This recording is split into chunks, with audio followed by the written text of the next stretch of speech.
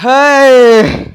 अब तो हमें शर्म आने लग गई है हमारे ओपनर्स को देख देख कर, लेकिन हमारे बाबर आजम और सर रिजवान को कभी शर्म नहीं आएगी, जो पिछले 4 सालों से पाकिस्तान क्रिकेट टीम के लिए भाई साहब तबाही पर तबाही मचा रहे हैं, स्पेशली T20 के अंदर।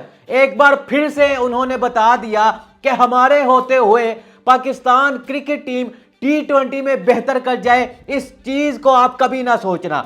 उन्होंने भाई साहब क्या वापसी की है, साइम अयूब के होते हुए सर रिजवान और बाबर आजम आज ओपनर्स आए थे और सर रिजवान ने क्या खूब बैटिंग की है और अपनी बैटिंग की वजह से पाकिस्तान क्रिकेट टीम को पहला T20 मैच साउथ अफ्रीका से हरवा दिया है। मतलब कि यूएसए से जब हम हारे थे,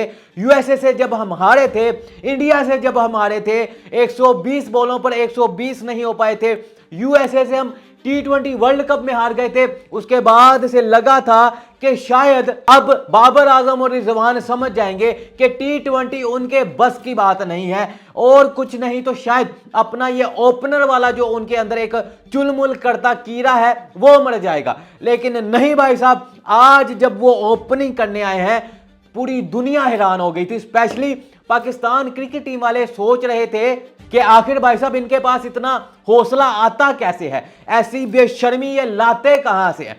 इस कदर बेशर्मी के साथ जब वो ओपनर आए थे साइम अयूब के होते हुए, टेस्ट में वो बंदा भाई साहब ओपनर चला जाता है, वनडे में वो बंदा आपका ओपनर है, लेकिन T20 में हमने भाई साहब जो ओपनर आज भेजा था वो बाबर आजम को भेज दिया था, वो मोहम्मद रिजवान को भेज दिया था। यानी कि भाई साहब इस कदर घटिया परफॉर्मेंस आज मोहम्मद रिजवान ने दी है। 50 भी की है, लेकिन किस काम की आपकी 50? अगर आपने 50 की है तो मैच को फिनिश करके जाते। एक तरफ वो डेविड मिलर था जिसने भाई साहब 40 बॉलों पर 82 रन किए, और हमारे मोहम्मद रिजवान सर रिजवान ने 62 बॉल्स पर 74 रन किए। ये T20 मैच भाई साहब, टेस्ट क्रिकेट में भी लोग आजकल इससे तेज खेलना शुरू हो चुके हैं। अगर आपने अपने भाई साहब पर्सनल माइलस्टोन बनाने हैं तो खुदा का वास्ता भाई साहब छोड़ दें। T20 में आप भाई साहब आपको कप्तान बनाया गया है, तो भाई साहब आप कप्तानी का इस कदर गलत इस्तेमाल करेंगे कि अपनी मर्जी के मुताबिक एक बना बनाया जो ओपनर था साइम अयूब, आपने उसको पीछे हटा दिया है, जो एक इतनी देर बाद रेस्ट लेकर बाबर आजम आ रहे हैं, गोल्डन डक पर जाते हैं, 4 बॉलें खेलकर डक पर जाते हैं। मोहम्मद रिजवान भाई साहब जो हाईएस्ट रन करते हैं, लेकिन वो हाईएस्ट रन भी हमारे किसी काम के नहीं। बाबर आजम उस बच्चे की बॉल पर आउट होते हैं जो कि इस टाइम मेरे ख्याल में स्कूल से छुट्टियां लेकर आया हुआ है, मफाका नाम है, पता नहीं क्या नाम है भाई साहब, उसके हाथों बाबर आजम आउट हो जाता है। अगर मैच की बात करें तो भाई साहब साउथ अफ्रीका की टीम पहले खेलते हुए 183 रन बनाती है, जिनमें उनके मिलर भाई साहब, मिलर आकर मिलर द किलर वही भाई साहब आकर 82 रन बनाते हैं 40 बॉलों पर, 8 छक्के 4 चौके 205 का स्ट्राइक रेट। ये है T20 खेलने का सही वाला फार्मूला। और जो दूसरे नंबर पर भाई साहब 200 के स्ट्राइक रेट से खेलता है वो है लिंड भाई साहब, जॉर्ज लिंडी भाई साहब 48 रन करते हैं 24 बॉल्स पर 200 के स्ट्राइक रेट से, और यही बंदा बॉलिंग में आकर भी तबाही मचाता है। 4 विकेट लेता है, 5 भी हो सकती थी, लेकिन वहां पर भाई साहब हैट्रिक नहीं हो पाई। और साउथ अफ्रीका की टीम 183 रन बनाती है, बदले में पाकिस्तान की टीम सिर्फ 172 रन बनाती है। 11 रन से पाकिस्तान की टीम ये हार जाती है मैच, और सरासर एक बंदे का नाम आ रहा है, वो है मोहम्मद रिजवान। रिजवान की वजह से पाकिस्तान ये T20 मैच हारी है, इसमें कोई डाउट नहीं है। बाबर आजम डक पर गए भाई साहब, उनको अब क्या कहें, लेकिन उनकी वो जगह भी नहीं बनती थी, वहां पर साइम अयूब आते। यहां पर भाई साहब साइम अयूब ने आकर नीचे से अच्छा खेला, ओपनिंग से आकर इस तरह की शुरुआत पाकिस्तान को मिल जाती तो शायद बाद में बाबर आजम आते तो कुछ ना कुछ हो जाता। पाकिस्तान की बैटिंग की बात करें, मोहम्मद रिजवान जो कि ओपनर आते हैं, वो भाई साहब जो बाउंड्री की अगर बात करें तो वो अपनी जो दूसरी बाउंड्री है वो तीसरे ओवर में लगाते हैं, फिर उसके बाद अपनी जो तीसरी बाउंड्री वो 15वें ओवर में जाकर लगाते हैं। तकरीबन कोई 60-70 बॉलों के बाद उनको याद आता है कि ये T20 मैच चल रहा है, शर्म नहीं आएगी भाई साहब, इनको कभी शर्म नहीं आएगी। हमें शर्म आने लगी है कि भाई साहब हमने किन को ओपनर रखा हुआ है।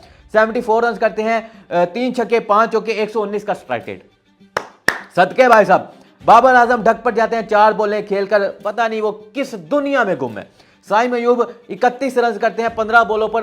भाई साहब ये न डर है ना, कोई बात नहीं, तेज खेलना है, T20 या आउट होते हैं तो होते जाए। 206 के स्ट्राइक रेट से ये बंदा खेलता है। उस्मान खान भाई साहब इसको वापस भेज दो जहां से आया है, 9 रन भाई साहब बनाता है तैयब ताहिर। 18 रन करते हैं 18 बॉलों पर शहीनशाह अफरीदी। ये ऊपर आए थे भाई साहब कि मैं आकर मैच को ऐसे फिनिश करूंगा तेज तेज खेलकर। 6 बॉलों पर 9 रन करते हैं इरफान खान नियाजी भाई साहब 1 रन से बनाते हैं। अब्बास अफरीदी डक पर जाते हैं हारिस रऊफ 2 पर। सुफियान मकीम 5 रन। पाकिस्तान का जो टैलेंट है पता नहीं कहां चला गया। ये जो हमने नए नए लड़के तैयब ताहिर हो गया, इरफान खान हो गया, उस्मान खान हो गया भाई साहब, इसके अलावा अब्बास अफरीदी, ये बंदे पता नहीं कब चलेंगे। ये कब चलेंगे पता नहीं। ये हमने कहां से देखकर कौन सी परफॉर्मेंस देकर हमने इनको पाकिस्तान में ले लिया है कि जिम्बाब्वे जैसी छोटी टीम के सामने हम जिस तरह जीते हैं वो हमें भी पता है। एक T20 मैच तो हम वहां भी हार गए थे और अब ये वो टीम है जिसको इंडिया ने 4-1 से जाकर हराया हुआ है। वहां पर जाकर संजू सैमसन जैसे बंदे, तिलक वर्मा जैसे बंदे भाई साहब वहां पर सेंचुरियां लगाकर आए और हमसे क्या यार। मोहम्मद रिजवान भाई साहब आप कैप्टन हैं। नो आप पर भाई साहब जो कैप्टन आप बन गए, अब आपने अपनी मर्जी नहीं चलानी कि मैंने अपनी मर्जी के मुताबिक हर कुछ चलना है। आज शहीनशाह अफरीदी ने भाई साहब जो है विकेटें ली हैं, 100 विकेटें लेकर वो भी एक लाइन में लगी है। खैर पाकिस्तान की बॉलिंग अच्छी थी क्योंकि इस पिच पर 200 से ऊपर रन बड़े सुकून से बन रहा था। अच्छा स्कोर मिला था, चेस करने के लिए बेहतरीन स्कोर था, लेकिन पाकिस्तानी टीम भाई साहब कुछ ना कर सकी। आप सर रिजवान को अब क्या कह सकते हैं, या तो विन है या तो लन है, लेकिन ये कभी नहीं लन करेंगे भाई साहब। ये वही फार्मूला जो आज से 100 साल पहले चल रहा था उसी के मुताबिक चलते रहेंगे और उससे हटकर भाई साहब ये कुछ नहीं करने वाले। तो एक बंदा जो सामने आ रहा है वो है रिजवान। बाबर आजम भाई साहब डक पर। एक तो बैटिंग ऑर्डर, आपको बाबर आजम को ओपन नहीं भेजना चाहिए। और अगर भाई साहब मोहम्मद रिजवान की बात करें तो आपको भाई साहब इस कदर सुस्त जो आपने इनिंग्स के लिया है, अगर ये ना खेलते तो ये जो हम 11 रन से आ रहे हैं भाई साहब, हम 11 बॉलें पहले ही ये स्कोर को करके भाई साहब ये मैच को जीत सकते। आपका भाई साहब इसके बारे में क्या कहना है कमेंट करके जरूर बताना। आज के लिए इतना ही, मिलेंगे अपनी अगली वीडियो में, तब तक के लिए टेक केयर।